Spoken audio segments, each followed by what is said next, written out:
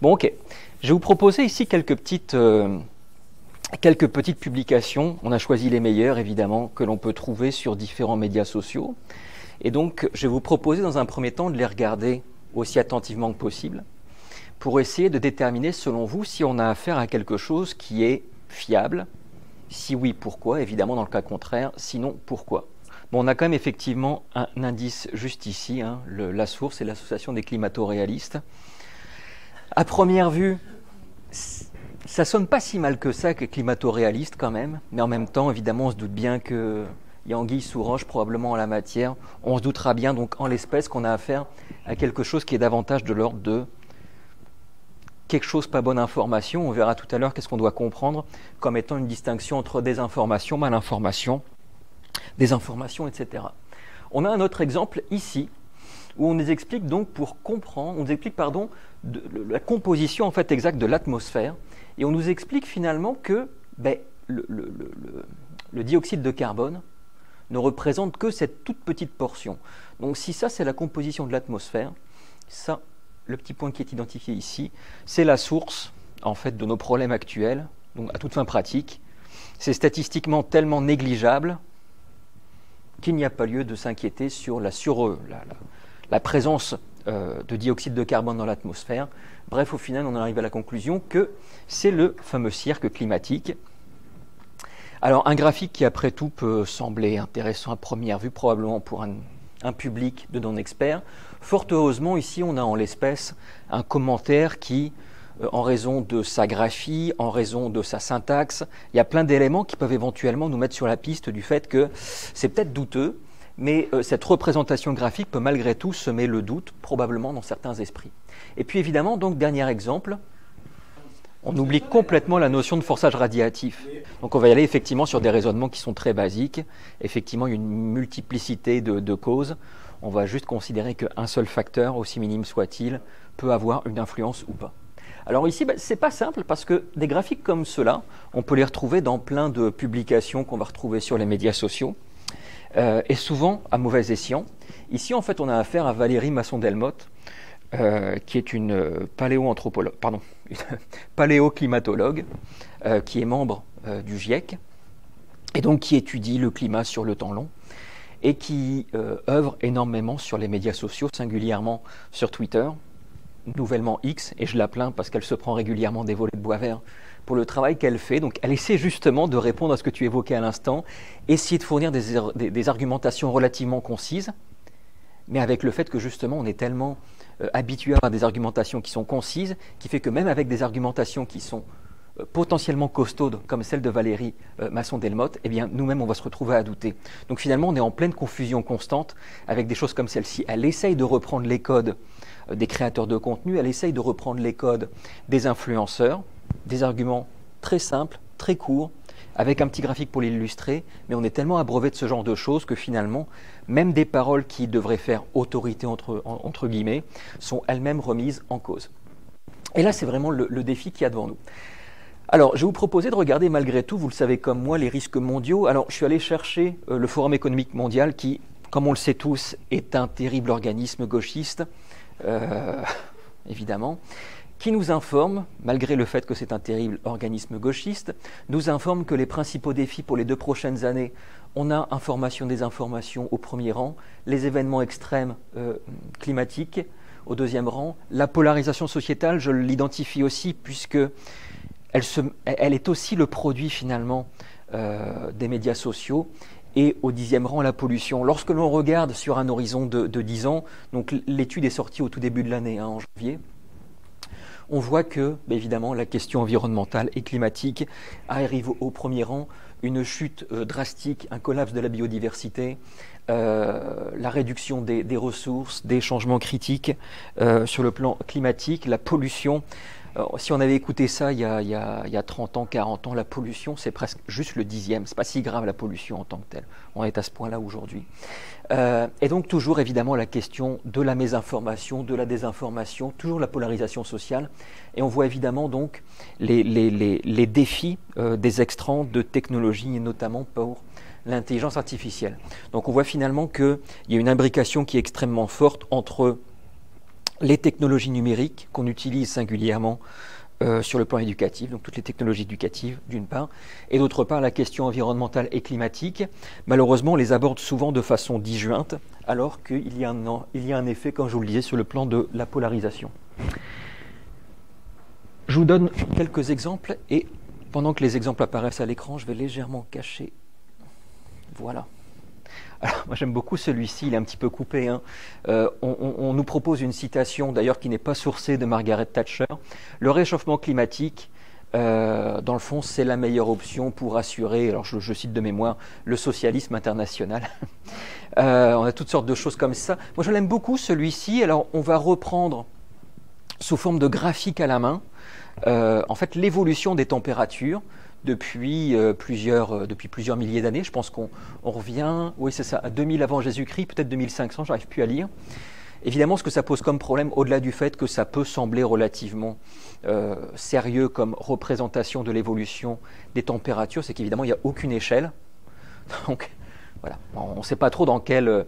alors c'est très peu sourcé, on ne sait pas trop à quoi ça représente cette montée-ci. On voit d'autres choses, hein. Alors il y a notamment cette vidéo qui tourne encore beaucoup, il y a une vingtaine d'années. J'ai envie de dire un pseudo-intellectuel ou vous savez, les experts en expertise qu'on trouve sur les médias, avaient accueilli un ancien ministre de l'Éducation français qui s'avérait être par ailleurs un géologue et qui est encore aujourd'hui un grand climato-sceptique. Je parle de Claude Allègre. Mais cette vidéo, qui a aujourd'hui probablement une vingtaine d'années, est encore utilisée sous prétexte que justement cet expert, M. Claude Allègre, est un géologue qui est d'une réputation internationale avérée, mais qui n'a strictement aucune expertise en matière de climatologie, mais sa parole, et on revient souvent avec le fameux effet de blouse blanche, son statut de géologue, de réputation internationale, va permettre de faire en sorte que cette vidéo a encore une certaine viralité aujourd'hui. Alors on en a d'autres qu'on va passer évidemment sous silence. On a aussi beaucoup de choses qui relèvent de la satire. On voit ici notamment un petit bout du visage de Greta Thunberg. On va utiliser les codes de la satire politique qu'on utilise depuis le 19e siècle, mais évidemment à des fins politiques beaucoup plus avérées. Et donc évidemment ce genre de choses, moi, que je trouve assez éloquent, moi j'appelle ça souvent l'éléphant dans la pièce lorsque l'on parle de numérique en éducation, lorsque l'on parle de désinformation, etc. On ne parle jamais de la question climatique. Et là on a un bel exemple d'éléphant dans la pièce. Et je trouve assez fascinant la façon dont le contenu est présenté, alors qu'on dispose évidemment d'éléments, je ne vais pas vous convaincre ici, pour verbaliser le fait que les changements climatiques ont une cause anthropique qui est tout à fait avérée. Alors, qu'est-ce que l'on sait en matière d'importance du discours climato-dénialiste, que je préfère à l'expression de climato-sceptique? On n'est plus de l'ordre du scepticisme, hein. On est de l'ordre du déni. Certains utilisent d'autres expressions que je préfère éviter parce que ça appelle à des périodes de l'histoire enfin, je pense qu'il ne faut pas tout mélanger, mais le dénialisme, à mon avis, est suffisamment évocateur comme expression. C'est assez difficile à mesurer dans la mesure où, depuis quelques années, la plupart des plateformes ont fermé l'accès à leurs données de consultation. La seule qui le permet encore aujourd'hui, c'est X, anciennement Twitter. Et donc Chaval Arias, qui est un directeur de recherche au CNRS, avait tente depuis plusieurs années d'opérer une cartographie du web social à travers Twitter, et qui nous permet aujourd'hui de déterminer avec une relative certitude qu'environ un tiers du contenu francophone qui porte sur les changements climatiques est un discours climato-sceptique. Donc il y a une capacité de traction qui est extrêmement importante pour une part de la population qui est relativement marginale. Les études internationales nous disent que globalement, bon an, mal an, année par année, on est de l'ordre de 15, 16, parfois 20% selon les pays de personnes qui doutent des changements climatiques. Il y a une surreprésentation sur les médias sociaux, on parle d'environ 30%. Et alors pour plein de phénomènes évidemment, et notamment du fait que on va voir ça tout à l'heure, les médias sociaux vont très largement capitaliser sur la capacité de notre propension finalement à être attiré par du contenu qui choque, du contenu qui va nous fâcher, du contenu qui va finalement aller chercher notre petite fibre baveuse au fond de nous pour aller chercher justement notre attention. Donc il y a une très grande importance de ces discours climato-sceptiques sur les médias sociaux, Twitter étant probablement devenu aujourd'hui le pire réceptacle de contenu sur les médias sociaux qu'on peut trouver, à tout le moins dans la sphère de médias sociaux occidentale. On peut supposer que le contenu est, j'ai envie de dire, un peu mieux maîtrisé, notamment sur une plateforme pour Facebook, depuis 1 an et demi notamment, lorsque vous faites une recherche sur l'environnement, ou lorsque vous avez une nouvelle sur l'environnement qui apparaît devant vous, vous avez automatiquement une petite notification sous la publication qui vous dit cette publication porte sur les changements climatiques, porte sur l'environnement. Pour accéder à des sources fiables, hop, et vous cliquez ici, et on arrive sur une page qui fait la synthèse des derniers rapports du GIEC. Donc, il n'y a pas de filtre en amont, mais au moins on nous dit, attention, ça peut peut-être comporter de la désinformation. Si vous voulez de l'information fiable, allez voir sur cette page-ci. Alors, mésinformation, désinformation, malinformation, information. Alors, il y a nos amis Baines et Elliott, qui ne sont pas mes amis du tout, hein. Ils ont essayé donc de représenter la distinction entre ces trois choses-là sous forme d'équation. On va regarder ça de façon... on va décomposer cela finalement. Ce qu'il faut comprendre, c'est que entre information, mésinformation, désinformation, malinformation, le premier facteur, c'est la question de l'intention de tromper. Information, mésinformation, il n'y a pas d'intention de tromper, tandis que malinformation, il y a une intention de tromper. En d'autres termes, notre tante qui va partager quelque chose sur Facebook ou sur je ne sais pas quoi, en général nos tantes elles préfèrent aller sur Facebook, si elle partage quelque chose qui est de l'ordre de la mauvaise information, mais probablement avec le cœur à la bonne place, notre vieille tante, elle va probablement avoir fait de la mésinformation et non pas de la désinformation ou de la malinformation qui implique de tromper. Le deuxième critère pour établir la distinction entre l'un et l'autre, c'est l'égalité entre la proposition qui est formulée par la personne et le contenu, versus on propose un message qui est différent du contenu. Admettons que puis j'étais un petit peu, disons que mes opinions n'étaient pas celles que j'ai actuellement. Admettons que, tiens, il y a quelques jours, on n'avait pas eu de neige, je sais pas, visiblement ici ça n'a pas trop frappé cette fin de semaine. Je peux vous dire qu'à Chipagan, j'ai dû enlever 3 pieds de neige devant mon char hier soir. C'est pas fait pour mes petits os d'Européens. Mais bon, il y a quelques jours, il n'y avait plus de neige du tout. J'aurais très bien pu prendre une photo et dire, vous voyez bien, les changements climatiques n'existent pas. La preuve, il n'y a pas de neige aujourd'hui. Ma proposition est exacte. Il n'y a pas de neige aujourd'hui. Le message, la photo est exacte.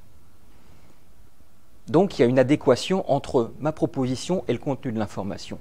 En revanche, j'ai une volonté claire de désinformation. Vous comprenez ? Donc, j'utilise un contenu qui est exact, une photo qui représente une journée d'hiver, ou du moins de jeune printemps, dans la péninsule acadienne, sans neige, et j'en conclus qu'il n'y a pas de risque sur les changements climatiques. Le propos, il n'y a pas de neige, la photo, c'est exact, mais j'ai une volonté de désinformation, parce que j'en propose une conclusion qui n'a strictement aucun rapport. Donc c'est important malgré tout de bien distinguer les uns des autres. Alors il ne s'agit pas nécessairement de couper les cheveux en quatre, c'est important malgré tout de distinguer les uns des autres, parce que nécessairement on ne se retrouve pas forcément face à la même chose dépendamment de l'auteur. Je vous disais à l'instant, notre vieille ma-tante qui partage des choses parfois erronées, parfois dans les patates, évidemment elle n'a pas forcément l'intention de désinformer. Et on ne peut pas adresser les mêmes arguments, les mêmes contre-arguments à une personne comme celle-ci que à des usines de trolls en Russie qui vont produire du contenu foncièrement erroné afin de peser sur notre compréhension des enjeux globaux. Le problème, vous l'aurez imaginé, autant on peut facilement étudier l'inadéquation entre la proposition et le contenu du message, autant la question de la volonté de tromper, elle est évidemment beaucoup plus compliquée. J'ai par exemple ici un espèce de média qu'on peut trouver sur Instagram qui s'appelle Culture Pratique. Bon, ça vaut ce que ça vaut. Et il nous explique que selon certains scientifiques, la Terre pourrait connaître une mini période glaciaire d'ici 2030. Que ce ne soit pas de la mauvaise information, il n'y a aucun doute là-dessus. Il n'y aura certainement pas de mini-âge glaciaire d'ici 2030. Est-ce qu'il y a une volonté de tromper? Probablement pas. Alors encore, j'extrapole en disant ça. Il est assez compliqué de formuler l'hypothèse qu'il y a une volonté de tromper, dans le sens qu'on a probablement eu affaire à des créateurs de contenu qui ont vu une nouvelle qui effectivement a été répandue dans certains quotidiens relativement bien référencés. Je pense notamment que l'information avait été diffusée dans Le Figaro, qui certes est un journal de droite, mais qui a quand même une bonne réputation, sauf qu'ils ont très mal compris l'information. Alors oui, il y aurait une activité solaire qui allait probablement faire en sorte que le chauffage, la température venant du solaire va peut-être avoir un léger effet à la baisse, mais il n'y aura pas de mini-âge glaciaire. Donc volonté de désinformer, probablement pas. Tout ça pour vous dire que c'est très complexe, on a différentes choses. Là, au contraire, j'ai le compte Radio Pirate sur Twitter, qui est une émanation des différentes radios poubelles qu'on peut avoir à Québec. Et là, justement, on a les débiles qui vous font peur avec la terre qui brûle, ce sont des fraudeurs et des crosseurs qui ne veulent pas que vous taxer, etc. Et là, ils nous proposent donc une photo du Québec, le 16 mai, où on a de la neige. Exactement la même chose que je vous disais tout à l'heure. Moi, si j'avais pris une photo il y a 3 jours de la péninsule acadienne, j'aurais pu faire tenir un propos qui était en totale incohérence avec la réalité climatique. Donc, il y a une très grande variété, comme je vous le disais, de messages qu'il faut savoir distinguer les uns des autres. Je vais mettre le premier volontairement de côté à ce stade-ci. On a évidemment la volonté de nous détourner du contenu qui va volontairement nous détourner. On a des contenus d'imposteurs, des contenus qui sont construits, des contenus qui sont manipulés, des faux contextes, des fausses connexions. Tout ça revient finalement assez généralement à la même volonté. La question de la satire et de la parodie va par contre poser davantage de problèmes. Et on a de nombreux exemples où, dans un esprit très voltairien, des internautes vont vouloir créer de l'infausse information avec pour seul objectif de rire, de faire rire, et qui vont se retrouver finalement à être flagués en bon français par des débunkers, donc c'est-à-dire souvent des journalistes qui vont essayer de vérifier l'information et ils vont se faire cataloguer comme diffuseurs de mauvaises informations, diffuseurs de désinformation, d'infox, etc. Alors que non, leur objectif premier était de faire rire. On a plusieurs exemples. Je pense notamment à Nordpresse en Belgique avec Vincent Flibustier, qui est un mec très drôle par ailleurs, mais qui justement, et j'ai envie de dire, fait par ailleurs beaucoup d'interventions dans les écoles pour sensibiliser à la désinformation, et qui utilise pour cela beaucoup la satire, justement pour faire tomber les gens en quelque sorte dans le piège, mais qui s'est fait cataloguer par certains journalistes comme étant un diffuseur de désinformation. Je pense que c'est un petit peu dangereux par ailleurs. Donc il ne faut pas mettre tout le monde dans le même panier. Il y a des intentions qui sont très différentes les unes des autres, et notamment au regard de la satire et de la parodie, je voudrais qu'on soit quand même assez souple, assez ouvert d'esprit en la matière, parce que je pense qu'avec l'humour, on peut faire passer beaucoup de messages extrêmement intéressants. Concrètement, comment cela est mis en œuvre dans le discours public? Je vous propose ici, alors c'est une étude qui est faite en Malaisie, j'aimerais ça un jour qu'on puisse la faire en Amérique du Nord, voire au Canada. En fait, les chercheurs ont ici identifié, donc c'est assez récent, hein, ça date de 2023, c'est ça, ils ont identifié plusieurs segments de population, donc les politiciens, les citoyens numériques. Les citoyens numériques, c'est juste vous et moi qui avons un blog, par exemple. Donc des organisations, des chercheurs, des entrepreneurs, des célébrités, des anonymes. Et donc, ils sont allés chercher dans les archives des journaux. Ils ont extrait environ 150 papiers. Ils ont essayé de catégoriser d'où viennent les désinformations climatiques qui ont pu être identifiées dans ces papiers et quels ont été les procédés majeurs qui ont été employés pour diffuser de la mauvaise information. Essentiellement, donc, les principales sources, ce sont les politiciens. Et en même temps, il y a nécessairement un biais d'échantillonnage, puisqu'il y a assez peu de chances qu'en tant qu'anonyme, on se retrouve beaucoup cité dans la presse. Donc c'est certain que les politiciens vont se retrouver davantage cités dans des articles de presse. Mais bon, donc les politiciens seraient davantage source de désinformation, à tout le moins dans la presse. Ce qu'on va retrouver essentiellement justement comme outil utilisé pour propager de la désinformation, on a du contenu qui vise à nous détourner en quelque sorte de la véracité, on va utiliser du contenu qui est fabriqué.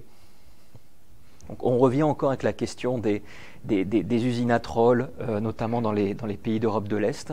On va créer des faux messages, on va créer de la cochonnerie volontairement. Et là se pose évidemment la question de l'intelligence artificielle générative qui va probablement avoir un effet de traction encore plus important, j'ai envie de dire, sur la création de contenus de désinformation. Et du côté des anonymes, là aussi on a les contenus qui vont nous détourner de la bonne information. Ce qui est aussi beaucoup utilisé par les politiciens, et là évidemment, c'est la question de la satire et de la parodie. On revient encore avec la question de qu'est-ce qu'on fait de cette affaire-là. Sur le plan démocratique, dans nos démocraties libérales, la question de la parole libre, de la satire, de la moquerie, elle est selon moi centrale. Évidemment, elle peut être utilisée à très mauvais escient, notamment par notre camarade roux au sud de la frontière, qui utilise énormément la satire, évidemment à des fins beaucoup moins intelligentes que...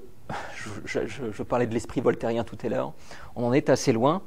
Alors se pose probablement, là je fais un petit écart, va se poser pour nous la question en tant que pédagogue, en tant que formateur, de la formation à la caricature, de la formation de notre capacité finalement à utiliser la caricature à bon escient. Elle est importante pour se moquer du pouvoir, mais comment l'utiliser à bon escient, c'est une autre question. Je continue avec ça si vous le voulez bien. J'aime beaucoup ce schéma qui nous a été proposé là aussi récemment par Trine, qui en fait nous permet de représenter l'écosystème de la désinformation et de la capacité donc de s'auto-entretenir. On est vraiment dans, vous connaissez l'expression, les chambres d'écho. Il y a tout un effet d'entraînement finalement, d'auto-traction de cet écosystème finalement informationnel qui est beaucoup plus riche qu'on ne le pense souvent, avec souvent à la base donc des corporations et des acteurs philanthropiques qui vont financer de l'information. On a évidemment des fondations conservatrices, notamment aux États-Unis. On a aussi beaucoup évidemment des industries, l'industrie pétrolière y est très au centre. On le sait aujourd'hui que ExxonMobil a pendant des décennies financé de la désinformation au même titre que Marlboro dans les années 50, 60, 70 a financé de la désinformation concernant le tabac. ExxonMobil a fait la même chose avec l'industrie pétrolière, avec l'absence de méfaits plutôt du pétrole sur le climat. Donc ça finance énormément de contenus qui vont être reproduits, qui vont être mobilisés par différents interlocuteurs, notamment donc politiques et religieux, une poignée de pseudo-scientifiques, je vous parlais de Claude Allègre notamment, qui vont reprendre ce genre de discours, des astroturfeurs. Alors qu'est-ce que c'est que ces bibites-là? Est-ce que vous êtes au courant de ces affaires-là? Les astroturfeurs finalement c'est des espèces de... Ils vont nous faire croire finalement que c'est un mouvement grassroots. Ce ne l'est pas. C'est un mouvement qui est parfaitement organisé, mais on va laisser entendre que ça vient du terrain. Admettons que demain je sois propriétaire d'une grande industrie pétrolière néo-brunswickoise, par hasard. Je pourrais éventuellement décider d'aller voir une communauté et puis leur dire écoutez, est-ce que ça vous tente d'avoir un petit revenu d'appoint à la fin du mois? Je vais vous inviter finalement à vous organiser, je vais vous financer votre association, je vais vous inviter à écrire à vos représentants, à vos élus je vais financer à titre d'entrepreneur la création d'un mouvement citoyen qui n'a de citoyen que le nom, puisqu'il est finalement à toute fin exclusivement organisé par la puissance financière de certaines entreprises. Finalement, donc, ça va se retrouver dans des chambres d'écho qui vont être largement alimentées par des médias, certains politiciens et certains blogueurs sceptiques, qui ont peut-être moins de poids, j'ai envie de dire, dans la sphère francophone à ce stade-ci. C'est encore très marginal, mais on voit évidemment un certain nombre d'informateurs sur le web états-unien notamment, qui vont avoir là aussi énormément de traction et d'importance repris dans l'ensemble des langages à travers la planète. Et finalement, donc, ça va avoir une incidence énorme sur l'ensemble du public. Et vous l'aurez compris, tout cela se réalimente les uns les autres dans une boucle continue. À toute fin pratique, comment on réagit à ça? Parce que si c'est parti comme tel, on va être déprimé avant la fin de l'heure, j'ai envie de vous dire que, d'une part, ça ne va pas si mal que ça. J'ai opéré au cours des 2 dernières années une recherche, merci Riam pour ton soutien, j'ai opéré une recherche auprès des étudiants donc, des provinces de l'Atlantique, à commencer donc du post-secondaire. Donc les gens aussi au collégial, des gens qui sont aussi éventuellement en formation professionnelle, à l'université, etc. Ça nous permet d'avoir un espèce de panorama sur la situation réelle et éventuellement, donc ça c'est notre objectif de cet été, on va essayer de développer une formation qui va nous permettre de répondre aux défis qu'on aura identifiés au cours des derniers mois. 2 collègues, comme je vous le disais, établissements postsecondaires. On a aussi été chercher un petit peu d'étudiants au Québec et en Ontario au fil de l'hiver dernier. Donc ça commence à avoir de la gueule, si vous me permettez de dire ça. Et aussi et surtout, on leur a présenté, comme vous le voyez ici, un certain nombre de publications dans le cadre d'un sondage et on leur demandait de les évaluer, ces publications-ci. Est-ce que vous trouvez que la source est crédible? Est-ce que vous trouvez que l'information est exacte? Est-ce que vous seriez en mesure d'aimer ou de partager cette publication-ci? Vous retrouvez certaines des publications que je vous ai présentées il y a quelques instants. Alors, la bonne nouvelle là-dedans, c'est que, de façon très générale, les publications qui étaient identifiées par nous-mêmes comme étant de la désinformation, de la mésinformation, étaient globalement bien moins bien notées que les quelques publications qui allaient dans le sens du consensus scientifique. Par esprit de comparaison, on avait mis des publications de l'ONU, on avait mis des publications d'influenceurs, de créateurs de contenu qui vulgarisent du contenu scientifique et on voit très nettement que le degré de confiance accordé à ces publications-ci qui vont dans le sens du consensus scientifique reçoivent des meilleures notes que celles qui vont dans le sens contraire. Petite parenthèse, on s'est permis de regarder la note que les personnes accordaient à ces différents intervenants. Chercheurs universitaires, c'est nous, ça va bien, ça se passe bien. Journaliste scientifique, c'est Charles Tisser, il est ici. Donc nous, on est dans le haut du panier. Globalement, les gens nous apprécient. Ça descend quand même assez rapidement. Là où c'est particulièrement... Excusez-moi, ça c'est vraiment une coquille. Ce n'est pas les journalistes scientifiques, c'est les journalistes généralistes. Mes excuses pour l'erreur. Les journalistes généralistes sont très très mal notés. Donc c'était une note sur 10 qu'on leur demandait. Voilà. Les étudiants donnent en général une moyenne de 5,9 aux journalistes généralistes, juste au-dessus des entrepreneurs et à peine mieux que des créateurs de contenu et les influenceurs. Évidemment, ça pose un véritable problème sur la capacité à diffuser de l'information qui va dans le sens du consensus scientifique, dès lors que les principaux médias de masse sont eux-mêmes l'objet d'une grande défiance de la part de leurs potentiels lecteurs qui évidemment s'en détournent grandement. Dans cette étude, on s'est permis aussi de tester un certain nombre d'éléments factuels qu'on a notamment été chercher dans le dernier rapport du GIEC, des choses qui ont été identifiées dans le dernier rapport du GIEC comme étant, alors vous m'excuserez, le terme m'échappe, mais je pense que l'on parle de haut degré de certitude. C'est l'expression qui est employée. Donc on a été chercher ces éléments-là et on les a testés. Est-ce que selon vous, ces affirmations sont vraies ou fausses? Alors par exemple, à ces éléments-ci, nous avons encore du temps pour développer notre résilience. Il y a quand même 35% des gens, des étudiants, en formation postsecondaire. J'ai envie de dire que ça devrait être l'élite éclairée de notre province. Pour la transformation environnementale, sociale, économique, il y en a quand même encore 35% d'entre eux qui pensent que l'on a encore du temps pour développer notre résilience. De la même façon, on a encore, ici, si je ne dis pas de bêtises, 46% de personnes qui pensent qu'on pourrait encore émettre du CO2, alors que l'on sait qu'il faut réduire drastiquement et à terme arrêter complètement notre émission de CO2. Donc il y a une méconnaissance d'un certain nombre d'éléments factuels qui est assez impressionnante. Alors on avait testé aussi des choses qui étaient plus ambiguës. Je pense notamment sur les centrales nucléaires. Ça c'est mon côté joueur. Est-ce que les centrales nucléaires émettent beaucoup de CO2? Alors, de mémoire, à peu près 40% des gens disent que oui, les centrales nucléaires émettent beaucoup de CO2. Malheureusement non. Alors ça ne répond pas à la question est-ce qu'il faut utiliser les centrales nucléaires dans la transition énergétique? beau débat en perspective, c'est pas ce qui était posé comme question, mais donc il y a des éléments factuels comme ça qui sont encore mal compris. De façon générale, la majorité, en fait, de mémoire pour l'ensemble des éléments de la vingtaine d'éléments qu'on proposait, la très grande majorité disait aller dans le sens de la véracité. Il y a quand même des bonnes nouvelles là-dedans, puis ça va faire notamment plaisir à la bibliothécaire ici présente. Il y a des solutions là-dedans. L'une des solutions qui peut vous sembler banale, mais qui semble fonctionner notamment, c'est avoir des pratiques informationnelles récurrentes.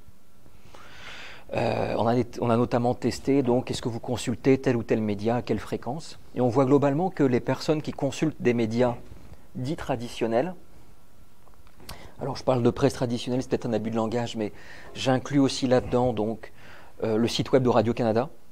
Ça, on l'inclut là-dedans. Évidemment, plus personne ne lit les journaux papier, du moins c'est très rare, mais le fait de transférer la lecture du journal papier sur son iPad ou sur le site web, il n'y a pas grande différence. Donc on inclut dans la presse traditionnelle les médias réguliers, donc la presse, même numérique, la télévision, la radio, etc. Et on voit que les personnes qui ont ces pratiques informationnelles fréquentes, au moins une fois par semaine, eh bien, vont être davantage en mesure de se tourner vers des réponses exactes par rapport à un certain nombre d'éléments que je viens de vous présenter, qui est beaucoup plus importante, et ce, à des niveaux significatifs. Donc je pense notamment il faut des réductions rapides de CO2. Les personnes qui lisent régulièrement sont dans le vrai. Les centrales nucléaires émettent très peu de CO2 lorsqu'elles fonctionnent. Les personnes qui ne lisent jamais d'informations disent en général que c'est faux. C'est un peu mieux, c'est inexact, mais un peu mieux du côté des personnes qui regardent de l'information de façon régulière. Le Canada et la province dans laquelle je réside ne seront pas beaucoup touchés. Là encore, les personnes qui lisent des médias régulièrement vont nous dire que c'est faux, alors que les personnes qui ne lisent pas de l'information fréquente vont davantage nous dire que c'est vrai, donc il y a une espèce de déni. Si je ne lis pas de l'information de façon régulière, si je ne la consulte pas à la télévision, à la radio, je vais être dans une forme de déni, ça ne va pas me toucher dans mon environnement. Au regard des actions menées, il est peu probable que nous dépassions une augmentation de plus de degrés. Là aussi, le fait d'avoir des pratiques informationnelles très régulières vont me faire pencher du bon côté de la balance. Et puis, je reviens sur ma capacité donc à identifier de la désinformation. Par exemple, sur est-ce que je serai en mesure d'aimer une publication? Oui, donc par exemple, je reviens sur les désinformations. Donc on leur présentait tout à l'heure de la désinformation, Twitter, Instagram, etc. Et on leur demandait est-ce que vous seriez en mesure d'aimer cette désinformation? Évidemment, on ne leur dit pas que c'est de la désinformation. Pour les personnes qui regardent de l'information au moins une fois par semaine, c'est plus bas. Donc le fait de regarder régulièrement de l'information va leur permettre probablement peut-être de développer des grilles d'analyse qui vont permettre de détecter de la bonne ou de la mauvaise information. Je vais y aller assez rapidement parce que peut-être que vous avez faim. On n'est pas si mal pris que ça dans le sens qu'on dispose d'instruments qui vont nous être probablement très utiles pour, j'ai envie de dire, former nos jeunes à la désinformation, singulièrement sur les changements climatiques. Cook, depuis maintenant une dizaine d'années, fait un super travail.